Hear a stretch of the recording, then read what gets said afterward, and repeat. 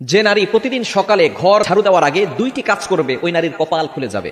বর্তমানে আলহামদুলিল্লাহ নারীরা অনেকটা দিনের পথে চলে এসেছে, তারা এখন আলহামদুলিল্লাহ সঠিকভাবে চলার চেষ্টা করে, সঠিকভাবে চলার ট্রাই করে। আমরা বিশেষ করে সকালবেলা ঘুম থেকে ওঠার পরে ঘরটাকে ঝাড়ু দেওয়ার ট্রাই করি। ঘরটাকে ঝাড়ু দেয়, বিশেষ করে মা বোনেরা যারা আছেন ঘরটাকে পরিষ্কার পরিচ্ছন্ন রাখার জন্য ঘুম থেকে ওঠার পরেই ঘর ঝাড়ু দেয়। এই ঘর ঝাড়ু দেওয়ার আগে কিছু কাজ করতে হবে। দুইটি কাজ যদি নারীরা করতে পারে ওই নারীর কপাল খুলে যাবে। এক নাম্বার হচ্ছে ফজরের সালাত আদায় করা। ফজরের 2 রাকাত ফরজ নামাজ আছে না নাই? ফজরের নামাজ কয় রাকাত? মোট হচ্ছে 4 রাকাত, 2 রাকাত সুন্নাত, 2 রাকাত ফরজ। নবীজি সাল্লাল্লাহু আলাইহি সাল্লাম জানিয়ে দিয়েছেন সহিহ মুসলিম শরীফের হাদিস, যে ব্যক্তি ফজরের 2 রাকাত ফজরের নামাজ আদায় করবে আল্লাহ পাক রব্বুল আলামিন তাকে জিম্মায় নিয়ে নেবেন। ওই ব্যক্তিকে দুনিয়ার কোনো শত্রু কোনো ক্ষতি করতে পারবে না। আল্লাহ পাক রব্বুল আলামিন নিজে পরের দিন ফজর পর্যন্ত তাকে হেফাজত করতে থাকবে। আল্লাহ পাক রব্বুল আলামিন তার জিম্মাদার হয়ে যাবেন। আমরা অনেকে সকালবেলা ঘুম থেকে উঠেই নামাজ না পড়ে ঘর ঝাড়ু দেই।